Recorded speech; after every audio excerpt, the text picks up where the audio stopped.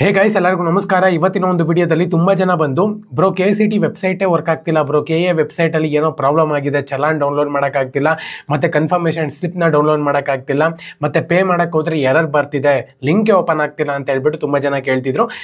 ಸ್ವಲ್ಪ ಹೊತ್ತು ಸರಿ ಹೋಗುತ್ತೆ ಅಂತ ಹೇಳ್ಬಿಟ್ಟು ಸುಮ್ಮನಾಗಿದ್ದೆ. ಬಟ್ ಇವಾಗಲೂ ಕೂಡ ಅದೇ ಪ್ರಾಬ್ಲಮ್ ಆಗ್ತಿದೆ ಅಂತ ಹೇಳಿ ಎಲ್ಲ ಸ್ಟೂಡೆಂಟ್ಸ್ ಅನ್ನು ಕೂಡ ಕಮೆಂಟ್ ಮಾಡ್ತಿದ್ದೀರಾ. ಇದಕ್ಕೆ ಸೊಲ್ಯೂಷನ್ ಏನನ್ನ ಸಿಗುತ್ತಾ ಅಥವಾ ಏನನ್ನ ಡೇಟ್ ಎಕ್ಸ್ಟೆಂಡ್ ಮಾಡ್ತಾರಾ? 2ನೇ ತಾರೀಕು ಲಾಸ್ಟ್ ಡೇಟ್ ಕೊಟ್ಟಿದ್ದಾರೆ, ಅದನ್ನ ಎಕ್ಸ್ಟೆಂಡ್ ಮಾಡ್ತಾರಾ ಅಂತಾನು ಕೂಡ ತುಂಬಾ ಜನ ಕೇಳಿದಿರಾ.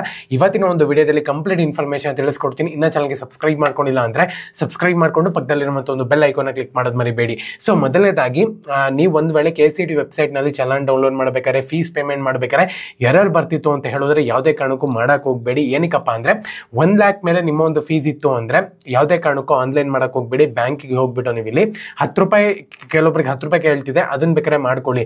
ಬಿಟ್ರೆ ಯಾವುದೇ ಕಾರಣಕ್ಕೂ ಲ್ಯಾಕ್ಸ್ಗೆಲ್ಲಾನು ನೀವು ಬ್ಯಾಂಕಿಗೆ ಹೋಗ್ಬಿಟ್ಟು ಪೇ ಮಾಡಬೇಕಾಗತ್ತೆ. ಚಲಾನ್ ಡೌನ್ಲೋಡ್ ಕೂಡ ಸ್ವಲ್ಪ ಹೊತ್ತು ವೆಯ್ಟ್ ಮಾಡಿ, ಖಂಡಿತವಾಗ್ಲೂ ಕೂಡ KN ಅವರು ಸರಿ ಮಾಡ್ತಾ ಇರೋದನ್ನ. ಮತ್ತೆ ಡೇಟ್ ಎಕ್ಸ್ಟೆಂಡ್ ಬಗ್ಗೆ ತುಂಬಾ ಜನ ಮಾಹಿತಿ ಕೇಳ್ತಿದ್ದಾರೆ. ಡೇಟ್ ಎಕ್ಸ್ಟೆಂಡ್ ಬಂದ್ಬಿಟ್ಟು ಏನನ್ನ ಎಕ್ಸ್ಟೆಂಡ್ ಆಗುತ್ತಾ ಅಂತ ಹೇಳಿ, ಖಂಡಿತವಾಗ್ಲೂ ಕೂಡ 1 ಅಥವಾ 2 ದಿವಸ ಡೇಟ್ ಎಕ್ಸ್ಟೆಂಡ್ ಮಾಡೋ ಒಂದು ಚಾನ್ಸಸ್ ತುಂಬಾ ಜಾಸ್ತಿ ಇರುತ್ತೆ.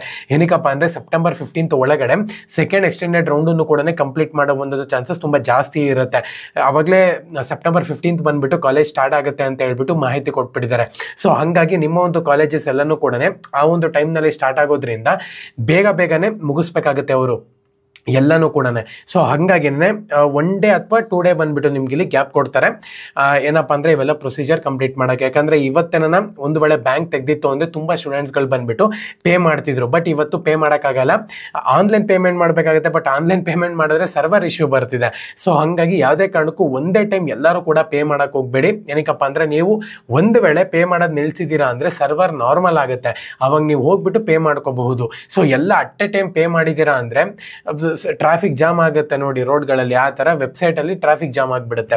ಸೊ ಹಂಗಾಗಿ ಯಾರಿಗೂ ಕೂಡ ಪೇಮೆಂಟ್ ಆಗಲ್ಲ. ಒಂದು ವೇಳೆ ಪೇಮೆಂಟ್ ಪೆಂಡಿಂಗ್ ಏನಾರ ಬಿತ್ತು ಅಂತ ಹೇಳೋದಾದ್ರೆ ರಿಫಂಡ್ ಆಗೋದು 4-5 ದಿವಸ ಆಗ್ಬಿಡುತ್ತೆ. ಸೊ ಹಂಗಾಗಿ ಯಾವುದೇ ಕಾರಣಕ್ಕೂ ತೊಂದರೆ ತಗೊಳಕ್ ಹೋಗ್ಬೇಡಿ. ನಾಳೆ ಹೋಗ್ಬಿಟ್ಟು ಬ್ಯಾಂಕಿಗೆ ಹೋಗಿ ಪೇ ಮಾಡಬೇಕಾಗುತ್ತೆ. ಒನ್ಸ್ ನೀವು ಪೇ ಮಾಡಿದ್ದೀರಾ ಅಂದ್ರೆ ಎಲ್ಲಾನು ಕೂಡ ಕ್ಲಿಯರ್ ಆಗುತ್ತೆ, ತಲೆ ಕೆಡ್ಸ್ಕೊಳ್ಳುವಂತ ಒಂದು ಅವಶ್ಯಕತೆ ಇಲ್ಲ. ಓಕೆನಾ? 2ನೇ ತಾರೀಕು ಇಲ್ಲ ಅಂದ್ರೂ 3ನೇ ತಾರೀಕು ತನಕ ಕೂಡ ಟೈಮ್ ಇರುತ್ತೆ ನಿಮ್ಗೆ ಎಲ್ಲ ಪೇಮೆಂಟ್ಸ್ ಮಾಡೋಕ್ಕೂ. ತಲೆ ಕೆಡ್ಸ್ಕೊಳ್ಳುವಂತ ಒಂದು ಅವಶ್ಯಕತೆ ಇಲ್ಲ. ಯಾವುದೇ ಕಾರಣಕ್ಕೂ ಗಾಬರಿ ಆಗಕ್ಕೆ ಹೋಗ್ಬೇಡಿ. ಮತ್ತೆ ಚಾಯ್ಸ್ ಎಂಟ್ರಿ ಮಾಡೋಕ್ಕೂ ಕೂಡ ತುಂಬಾ ವಿದ್ಯಾರ್ಥಿಗಳಿಗೆ ತೊಂದರೆ ಆಗ್ತಿದೆ.